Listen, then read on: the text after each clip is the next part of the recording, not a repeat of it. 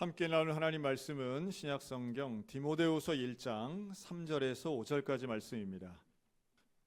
내가 밤낮 간구하는 가운데 쉬지 않고 너를 생각하며 청결한 양심으로 조상적부터 섬겨오는 하나님께 감사하고 내 눈물을 생각하여 너 보기를 원함은 내 기쁨이 가득하게 하려 함이니 이는 내 속에 거짓이 없는 믿음이 있음을 생각함이라. 이 믿음은 먼저 내 외조모 로이스와 내 어머니 유니게 속에 있더니 내 속에도 있는 줄을 확신하노라. 아멘. 진금 예배를 맞아서 우리 어린이들과 함께 예배드리고 있는데요. 오늘은 신앙유산이란 제목으로 함께 말씀 나누겠습니다. 우리 신앙유산은 말 그대로 우리가 이제 물려받고 또 물려 주어야 할 가장 이제 귀한 자산이다 이렇게 생각이 듭니다. 우리가 이제 돈을 물려줄 수도 있겠지만 돈보다 더 중요한 것, 오늘 성경 말씀을 통해서 우리가 물려받아야 할 것, 또 물려주어야 할 것은 무엇인가 함께 생각해 보았으면 좋겠습니다. 최근에 한 혁신적이고 우리 대한민국 국민들이 정말 많이 사용하고 있는 한 대기업의 사태가 일어났죠. 로켓 배송, 또 새벽 배송으로 유명한 그 기업이 보여주고 있는 이번 사태의 본질은 저는 이제 두 가지라고 생각이 들어요. 이 두 가지의 태도는 결국 자본주의와 또 민주주의의 어떤 갈등이 아닐까 생각이 듭니다. 우리는 자본주의를 곧 민주주의라고 생각하는 경향이 있는 것 같은데요. 명확히 다르죠. 민주주의는 말 그대로 백성이 주인 되는 것이 민주주의고요. 자본주의는 그 주인의 자리에 마른 사람이라고 얘기하지만 그 가치가 자본, 돈, 이득에 있음을 우리는 숨길 수 없습니다. 그러다 보니 이 자본주의가 너무 자리를 차지하면 사람의 존중성, 또 인간의 존중성은 조금 좀 낮아지게 되고요. 그 사람을 평가하는 가치 척도도 연봉이 얼마냐, 소득이 얼마냐, 재산이 얼마냐, 그 기업 가치도 그 기업이 얼마나 훌륭한 일을 하느냐보다 그 기업이 갖고 있는 돈으로 환산할 수 있는 가치가 얼마냐에 따라서 기업 가치가 정해지는 것 같습니다. 최근에 나온 이 사태도 결국은 근로자나 직원에 대한 중요성보다는 결국 기업의 이득을 쫓는 것 같아서 실망스럽고요. 특별히 그 창업주가 보여주고 있는 태도를 우리 많은 국민들이 분노하시는 것 같아요. 물론 이 기업만 그런 건 아닙니다. 많은 대기업들이 이런 실망스러운 모습들이 있는데 우리는 우리가 쓰니까 한국 기업인 줄 알았는데 지금 와서 문제가 되니까 이제 미국 기업이라고 하고, 우리는 창업주가 당연히 한국 사람인 줄 알았는데 자기는 미국 사람이라고 하는 것 같더라고요. 그러한 태도들, 즉 어떤 잘못이 있을 때에 그것을 인정하고 반성하고 사과하는 것보다는 뭔가 변명하고 합법 뒤에 숨는 꼼수를 보이는 것 같아서 우리를 좀 난처하게 만드는 것 같습니다. 그때 우리는 이런 생각하죠. 저렇게 똑똑한 사람들이, 저렇게 부유한 사람들이 왜 저런 우리를 실망시키고 잘못된 모습을 갖게 되는가? 여러분, 결국 사람은 능력이 아니라 가치관과 인생의 방향이 진짜 모습을 보여준다고 생각합니다. 그런 면에서 우리가 사회에서는 이러한 자본주의적인 성공을 가지고 그 사람 성공했어, 출세했어 말할 수 있겠지만 성경이 말씀하는 성공은 과연 무엇인가? 오늘 좀 그 말씀 함께 좀 나누고 싶어요. 사도 바울이 쓴 오늘 본문의 디모데 후서는 디모데라고 하는 사람에게 쓴 일종의 편지입니다. 이 바울이 편지를 쓰면서 사람들을 이렇게 평가하곤 하죠. 나의 가장 큰 기쁨. 당시에 사도 바울은 오늘날의 기준으로 본다면 금수저 중에 금수저고요. 엘리트였습니다. 그는 집안도 좋았고 학벌도 가장 높았어요. 그리고 로마 시민권이라고 하는 특별한 자격을 가지고 있던 사람이었습니다. 누가 보아도 가장 인정받을 만한 객관적 조건이 있는 사람이었지만 바울은 그러한 모든 것들을 나는 다 이 후순위로 밀어버린다, 배설물같이 여긴다라고 하는 극단적 표현도 쓰는데요. 그러면서 진짜 성공하고 훌륭한 인생이 누구냐라고 할 때 한 명의 대표 주자를 이야기하는데 아직 넘기지 마세요. 그가 바로 디모데라고 하는 사람입니다. 이 디모데를 사도 바울은 한마디로 이렇게 표현하면서 칭찬합니다. 자, 넘겨주시고 한번 다 같이 따라하겠습니다. 거짓 없는 믿음. 이 디모데가 거짓 없는 믿음이 있는 사람이기 때문에 그는 바울에게 있어서는 기쁨이 되고 하나님께는 영광이 되는 사람이라고 단언하고 있습니다. 거짓 없는 믿음, 이게 뭘 의미할까요? 사실은 이 믿음은 관계에서 증명됩니다. 그리고 거짓 없다라고 하는 말은요, 나 자신과의 관계라고 저는 생각해요. 즉, 자기가 하고 있는 말과 행동이 이게 진실된 것인지 거짓된 것인지를 누가 제일 잘 알까요? 자기 자신이 제일 잘 알지 않겠습니까? 남들이 아무리 비난해도 스스로 좀 찜찜해도 그걸 숨길 수 있는 능력이 있는 사람은 뭐 그냥 아무렇지도 않게 살아가는, 소위 말해 양심에 화인 맞은 사람들도 있는 거죠. 그런데 자기가 스스로 생각해도 자기 자신에게도 부끄럽지 않고 하나님과 이웃과의 관계에서도 온전하다면 그 사람 참 진실된 사람이겠죠. 그런 면에서 거짓 없는 믿음이라고 하는 건 세 가지 차원에서의 관계인데요. 첫째는 나 자신과의 관계, 두 번째는 하나님과의 관계, 넘겨주세요. 그리고 세 번째는 이웃과의 관계입니다. 그리고 이것은 하나님을 온전히 믿고 신뢰하는 이 하나님 신뢰의 믿음대로 이웃에게 실행하는 거죠. 그래서 하나님 말씀하시기를 이웃을 내 몸처럼 사랑해라 라고 하면 그걸 그대로 실천하는 몇 안 되는 사람, 그가 바로 디모데였습니다. 디모데는 나이도 젊고 바울 입장에서는 제자 같고 아들 같은 사람인데 이 디모데를 향해서 이렇게 칭찬하는데, 그런데 또 하나, 이 사도 바울이 디모데의 이런 온전함을 잠깐의 온전함이 아니라 인정받고 증명되는 것으로 기술합니다. 그 증거가 있는데요, 디모데가 혼자 이루어낸 게 아니라는 거예요. 디모데의 이런 거짓 없는 온전한 믿음이 있기 위해서는 최소한 3대의 노력이 있었는데 그게 바로 할머니 로이스, 어머니 유니게의 교육이 있었다는 거죠. 3대의 신앙을 말씀해요. 성경은 이걸 자주 말하죠. 아브라함의 하나님, 이삭의 하나님, 야곱의 하나님. 그래서 할머니와 어머니의 신앙이 정말 거짓 없고 진실된 믿음의 신앙이 할머니에게도 있고 어머니에게도 있었는데 그것이 이 디모데에게, 손자고 아들인 디모데에게도 있다. 그러니 이 디모데의 신앙은 진짜야 라고 하는 게 바울의 결론이에요. 저는 이 디모데 가정을 보면서 좀 이렇게 말씀드리고 싶어요. 한번 따라할까요? 좋은 가정에는 좋은 유산이 있다. 좋은 가정에는 좋은 유산이 있습니다. 이것을 뭐 인문학이나 아니면 뭐 자기개발 강사들도 그런 말 하더라고요. 그 좋은 행복한 가정에는 좋은 언어의 습관이 있고 사람을 대할 때 서로 존중하는 안전거리가 있다. 뭐 이렇게들도 표현하던데요.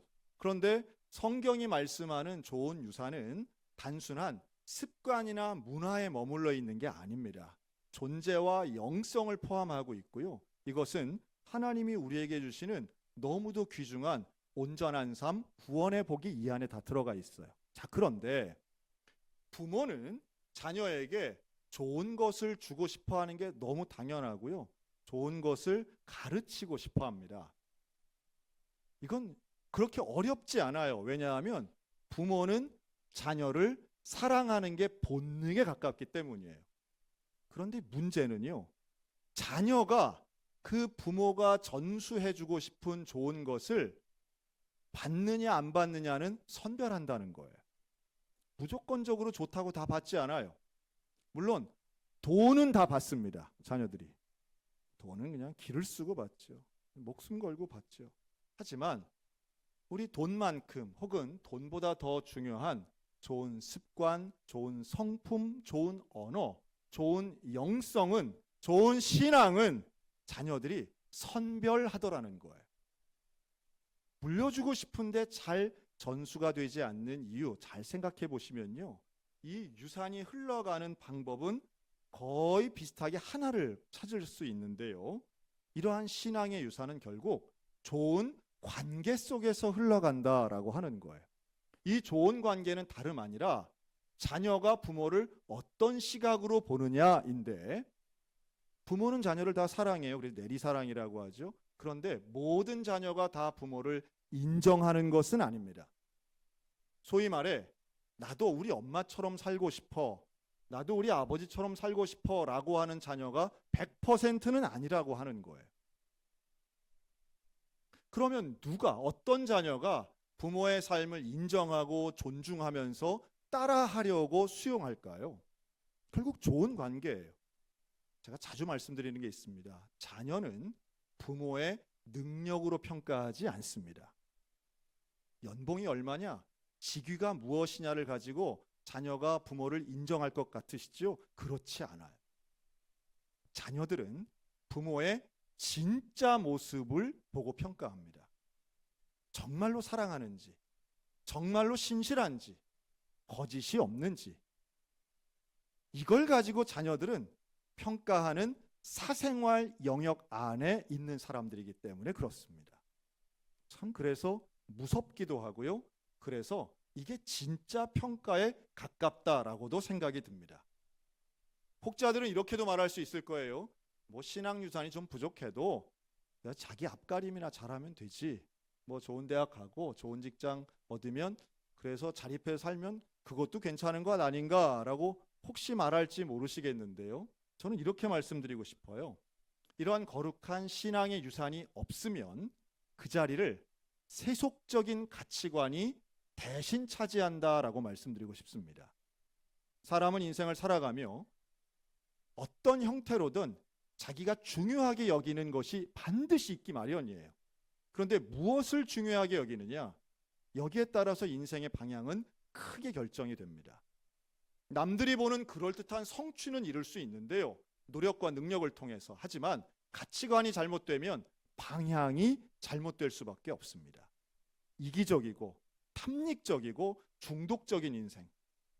그러면서 나의 이득을 위해서 다른 사람에게 피해를 주는 이러한 잘못된 권위주의적인 인생을 살 수 있다라고 하는 거죠. 세상이 원하는 삶이 아니라 거룩한 온전한 방향의 삶을 살기 위해 우리에게는 신앙의 유산이 절대적으로 필요합니다. 특별히 우리 기독교인들에게는 이러한 신앙의 유산은 결국 우리에게 좀 더 온전하고 거룩한 삶을 제공해 주는데요. 이 신앙을 저는 3가지 단어로 좀 정리해 봤어요. 우리가 가정 안에서 또 교회에서 정말로 유산처럼 물려주는 신앙의 핵심 교리는 무엇인가? 그럼 따라할까요? 예수 사랑, 성경 사랑, 교회 사랑. 예수님을 믿는 거죠. 예수님 믿는 거 우리 기독교 신앙의 핵심입니다. 그런데 성경을 진리로 인정하는 것, 참 중요한 부분이에요. 근데 이것은 예수님과 성경의 말씀을 우리의 삶의 진리로 받아들이는 것은 눈으로 그렇게 보이지는 않아요. 그렇죠? 이것은 삶으로, 인생으로 드러나고 긴 시간이 걸려서 이루어지는 일들이라고 하는 겁니다. 근데 반면 교회는 조금 다릅니다. 교회는 가정 안에서만 있는 게 아니라 공적인 영역인 우리 여러 사람들이 모여 있는 곳이에요. 그래서 교회를 사랑한다라고 하는 건 다른 사람과 함께 협력한다는 것도 의미합니다. 그래서 우리가 좀 신앙의 유산을 물려받고 물려주는데 물론 가정이 훨씬 중요하다고 저는 생각해요. 신앙의 유산은 가정에선 아무리 적게 잡아도 51%, 교회에선 아무리 크게 잡아도 49%. 가정이 훨씬 중요합니다. 하지만 교회가 조력할 수 있습니다. 교회가 일종의 신앙 유산의 통로가 될 수 있는데 그 교회들 중에 저와 여러분은 현재 소양교회에 출석하고 있습니다. 자녀를 키우는 것 쉽지 않죠. 인생을 살아가는 것 여전히 어려운 문제투성입니다. 하지만 우리 교회를 통해 신앙 유산의 통로가 될 수 있다고 저는 확신합니다. 오늘 우리 진금 예배를 드리는데요. 우리 중학교 3학년, 고등학교 3학년, 초등학교 6학년 어린이들이 오늘 한 단계씩 성장하고 진급하면서 부서를 옮기기도 합니다.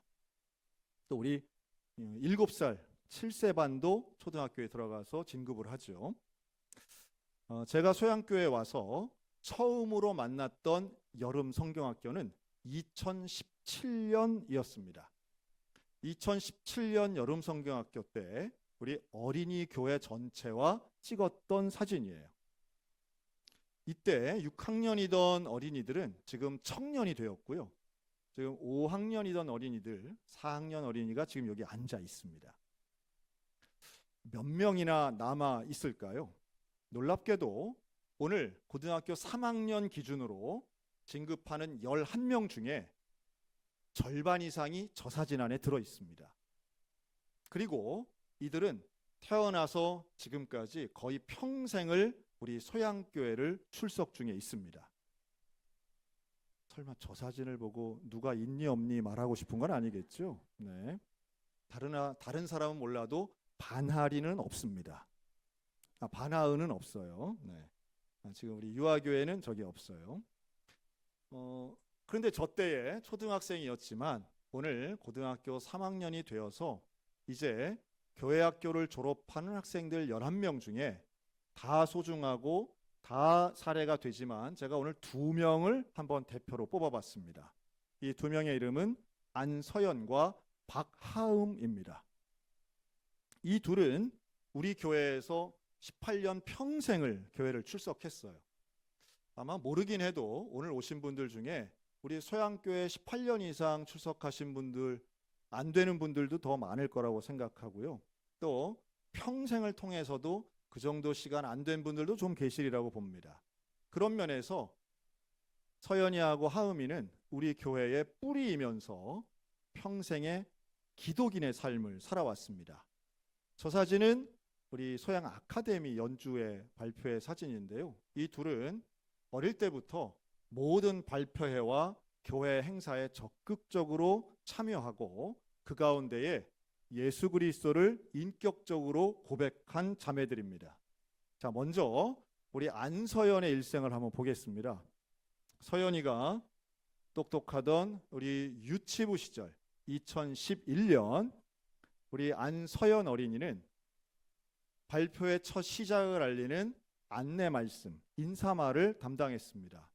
그 옆에는 1살 오빠인 박종환 어린이와 함께 했는데 그 사진은 잘랐어요. 네. 그리고 초등학생이던 2017년 서연이는 사무엘 성가대를 하면서 하나님을 찬양합니다. 언제나 맨 앞줄에 항상 나선 것은 아니지만 언제나 그 자리에 있었고 하나님을 찬양하는 기쁨을 누렸으며 선생님과 부모님 말씀에 순종하는 삶을 살아왔습니다. 서연이는 세 식구인데요. 우리 이미정 권사님, 또 안태훈, 안수 집사님 가정입니다. 이 가정은 예배드리는 것의 즐거움과 찬양의 중요성을 잘 아는 가정이에요. 지난번 팬데믹 기간에도 한 주도 빠지지 않고 집에서 영상으로 예배드리며 가정 예배를 지킨 가정이고 무엇보다 서로를 사랑하고 교회를 사랑하는 가족입니다. 근데 여러분, 이 가정은 어떻게 예수를 믿게 되었을까요? 여기에는 엄마인 이미정 권사님이 맨 처음으로 예수를 믿게 되는데요. 그 과정은 이미정 권사님의 어머니를 따라서 우리 소양교회를 나온 초등학교 5학년으로 가야 됩니다. 초등학교 5학년인 이미정 어린이는 교회의 수련회와 또한 성경학교에 참석했고요. 기도하는 모습은 지금의 서연이와 너무도 닮아 있습니다. 특별히 그때 처음으로 참석했던 여름성경학교 1990년 여름성경학교의 사진이 있는데요. 우리 교회 60년사에 있습니다. 여기에서 우리 이미정 권사님은 본인의 사진을 찾아내는데요. 이것은 지난번 소양 스타리버 전도부스 사역을 하면서 거기에 와 계시는 권사님들과 함께 우리 교회 60년사 책을 이렇게 펼쳐보면서 이거 기억나요? 놀랍게도 이 사진은 교회 실내나 본당에서 찍은 사진이 아니라 골목에서 찍은 사진이에요. 길에서, 찻길에서. 그리고 옛날 사진을 보면 참 신기한 거 하나 있습니다. 6, 7, 80년대 사진은요, 반드시 뒷사람이 나오게 찍습니다. 어떻게 찍었는지 저도 저런 사진 많이 찍었는데요. 뒷사람이 반드시 앞사람보다 얼굴 하나가 더 올라오도록 어쨌든 구조를 잡아요. 지금이랑 많이 다르죠. 지금은 어떻게 찍나요? 모이면 서 있는 사람들이 다 뭐라고 하는지 아세요? 빨리 찍어, 대충 찍어, 이러죠. 그런데 1990년까지만 해도 사람들이 길에서 차가 오건 말건, 사람이 지나가건 말건 우리는 계단형으로 다 서서 뒷사람 얼굴이 나오도록 사진을 찍는 속도보다 한 컷을 위해서 오래도록 준비했던 시절이었어요. 그런데 이 사진 속에 본인은 아는 거죠. 내가 여기 있었습니다. 내가 이 성경학교에 참여했습니다. 돌아가신 이종섭 장로님도 서 계시고요. 이원호 목사님도 서 계십니다. 그런데 놀랍게도 이때 이 사진을 보면서 우리 이미정 권사님이 또 한 명의 친구를 발견하는데요. 그것은 지금 우리 매주마다 주보에 나오고 있는 입원해 계시는 최희영 자매입니다. 그것도 바로 옆에 있는 것을 발견하고 깜짝 놀라죠. 당시 5학년 동급생 동갑이었던 이미정 최희영 어린이는 이때 단짝처럼 붙어 다녔다고 합니다. 하지만 나중에 직장 관계로 춘천을 떠나 서울 생활했던 우리 최희영 자매와는 수십 년간 떨어져 있었는데요. 이 사진을 보고 깜짝 놀란 이미정 권사님이 병원을 찾아가서 직접 최희영 자매를 만나고 서로 교제했습니다.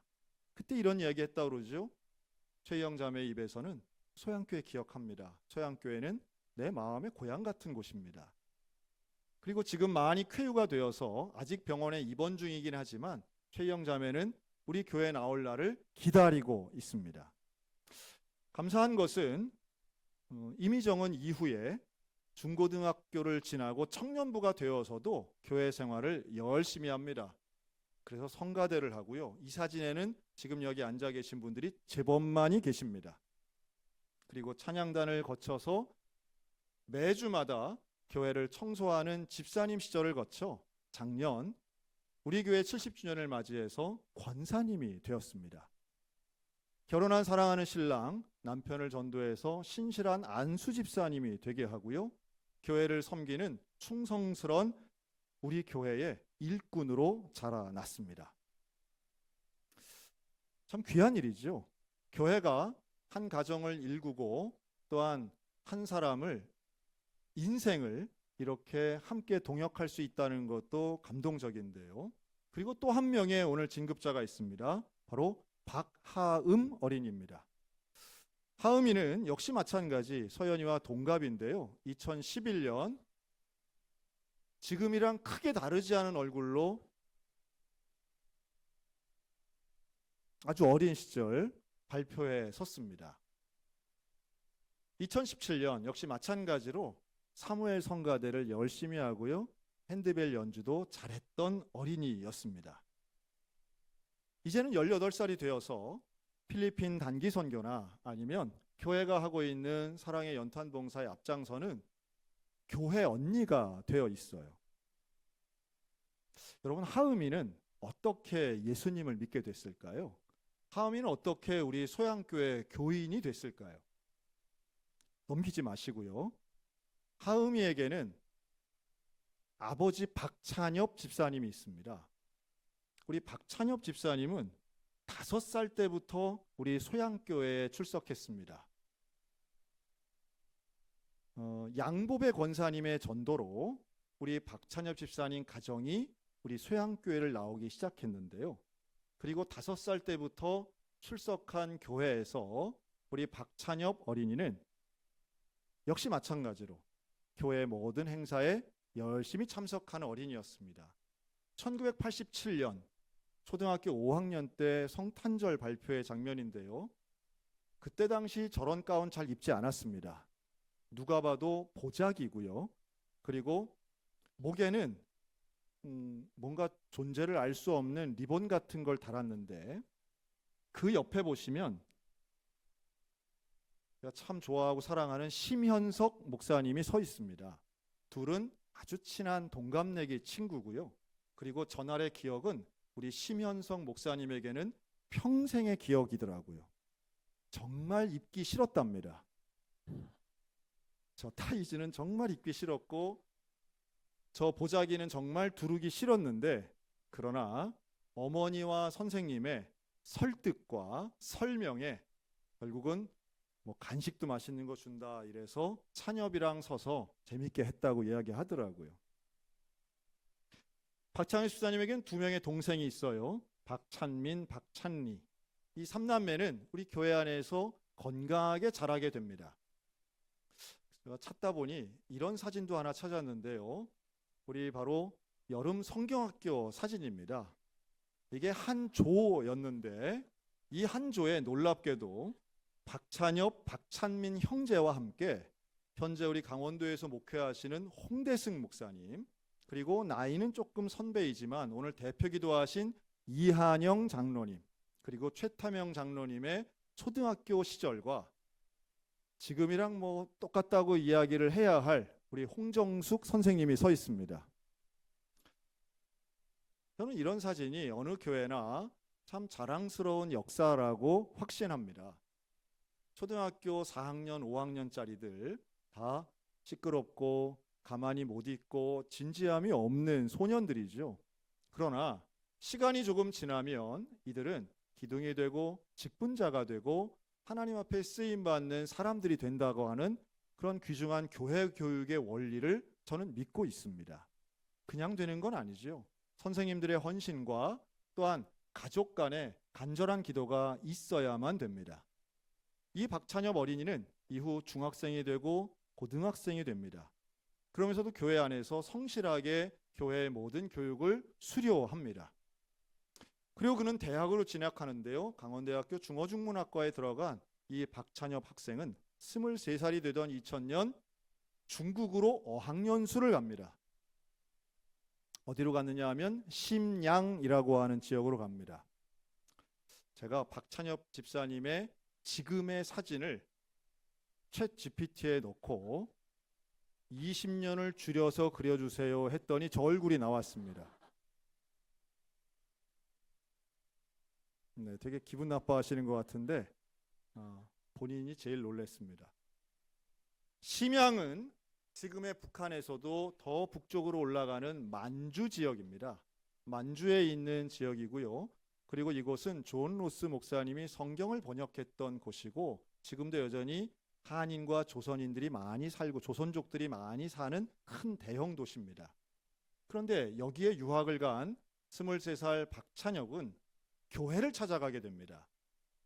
그리고 그때 당시 이제 개척한 지 3년 차 된 그러면서도 뜨겁게 부흥하던 교회를 찾아가게 되는데요. 바로 심양 한인교회입니다.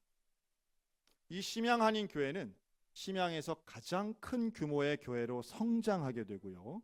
이곳에서 청년 시절 뜨거운 신앙의 체험을 맛보게 됩니다. 이 교회는 좀 특별한데 조금만 설명드리면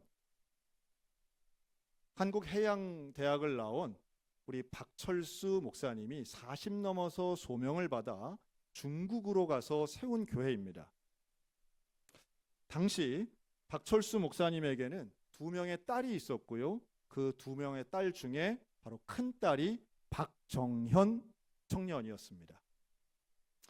그래서 우리 공부하러 간 박찬엽은 이곳에서 공부는 조금 하고 연애를 집중해서 목사님의 딸과 결혼하게 됩니다. 김인숙 사모님과 박철수 목사님은 이 지역에서는 정말 유명한 분이시고요. 예장 합동 측에서도 아주 존경받는 목사님이시더라고요. 그 어려운 복음의 불모지에서 거의 1호나 다름없는 한인교회를 개척하시고 큰 규모의 교회로 성장시키신 이 목사님은 지난 2020년 은퇴하셔서 현재는 춘천에 와서 살고 계십니다. 박정현과 박찬엽은 결혼하여 아이를 낳게 되는데요. 어디서 낳느냐 하면 바로 심양 인민이병원에서 첫째 아이를 낳게 되는데 그가 바로 박하음입니다. 그리고 돌이 되었을 때에 한국으로 돌아와서 출석한 교회가 우리 소양교회가 되는 거죠. 하음이를 위해서 우리 박 목사님과 김인숙 사모님의 기도는 눈물의 기도였고 새벽마다 한 기도였습니다. 그리고 항시 그 하음이가 자랄 때마다 양가의 할아버지와 할머니의 기도는 끊임없이 제공되었다라고 저는 확신합니다. 제가 드리고 싶은 말씀은 이거예요. 디모데가 거짓 없는 온전한 믿음이 있기 위해선 할머니와 어머니 그리고 선생님의 협력이 있었던 것처럼 오늘날 우리 교회 교육도 마찬가지라고 하는 겁니다. 우리 교회 교육도 집안에서의 가족과 어른 그리고 교회의 선생님이 함께 협력할 때에 온전한 신앙의 유산은 물려질 수 있다고 믿습니다. 눈치 빠른 분들은 지금 이 그림이 조금 전 20분 전에 본 그림과 똑같은데 다만 입고 있는 옷이 달라졌다고 느끼실 겁니다. 디모데와 디모데 할머니 어머니의 옷은 유대인의 옷이었지만 지금 이 옷은 우리 요즘 입는 한국인 스타일의 옷이지요. 즉 우리의 가정을 뜻하는 그림입니다. 여러분 많은 우리 권사님 할머님들 자녀를 위한 기도를 멈추지 마시기 바랍니다. 우리의 기독 어머니들 자녀 교육에 있어서 다른 것 가지고 기죽거나 비교하는 것 이전에 신앙의 유산이 물려질 수 있도록 최선을 다하시기 바랍니다. 여기 있는 우리 선생님들 여러분들의 수고가 30년 후에는 놀라운 기적의 결과로 드러나게 될 줄로 확신합니다. 모든 부모는 이러한 신앙의 유산을 물려주고 싶어 하죠. 그러나 뜻대로 잘 되지 않는 현실의 벽도 분명히 존재합니다. 포기하지 않아야 될 이유이고 우리에게 주신 하나님의 사명입니다.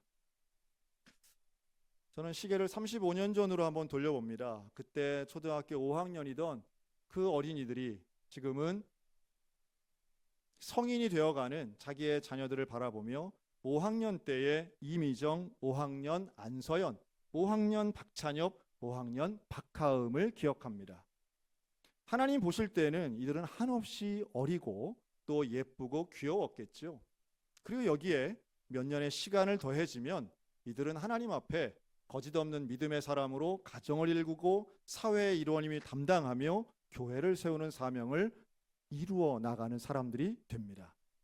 저는 앞으로의 시간을 봅니다. 우리 교회가 이제 72주년이 되어 가는데요. 우리 교회가 100주년이 되었을 때 28년 후에는 여기 있는 이 어린이들이 중년이 되지요. 그리고 아직 태어나지 않은 아이들이 우리 교회의 다음 세대의 명칭을 듣게 될 것입니다. 지난주 12월 24일 우리 교회는 발표회를 했습니다. 그 발표회 때 나왔던 아이들이에요. 전체 출연진들입니다. 이 사진에 있는 아이들이 과연 20년 후에도 여전히 예수님 편에 서 있을까? 그러기를 간절히 바라지만 그러지 않을 사람들도 분명히 존재하는 게 지금의 확률입니다. 꼭 우리 교회가 아니더라도 다른 교회를 다니더라도 예수 믿고 거룩한 삶을 사는 사람들이 되기를 간절히 기도하고 있습니다. 재산도 중요하지요. 학벌도 중요합니다. 하지만 재산보다 깊고 학벌보다 오래 우리의 신앙의 유산이 우리의 자녀들에게 영향을 끼치고 물려졌으면 참 좋겠습니다. 여러분 자녀들을 위해 기도하실 때 자녀의 소득이 많으면 많을수록 더 조심하여 기도하시기 바랍니다. 30살 되고 40살 되어서 많은 돈 갖는 것 사실은 복이라고 생각할 수도 있겠지만 위험할 수도 있습니다. 노력해서 공부 열심히 해서 좋은 학교 가는 건 분명히 축하받을 일이지만 또 한편으론 그렇기 때문에 더 조심할 부분이 있습니다. 왜냐하면 지금도 여전히 시대의 아픔과 사회의 문제를 일으키는 분들은 저소득층이 아닌 고소득층의 문제일 수 있고요. 저학력자가 아닌 고학력자들의 문제일 수 있기 때문입니다. 한 가지 방법만 가지고 모든 문제 해결되는 건 아니지만 신앙의 유산은 그렇기 때문에 우리의 능력보다 더 중요하고 소유보다 훨씬 더 소중합니다. 사랑하는 성도 여러분, 우리 소양교회가 신앙의 유산을 온전히 물려받고 신앙의 유산을 온전히 물려주는 복된 교회가 되시기를 우리 주님의 이름으로 축원합니다.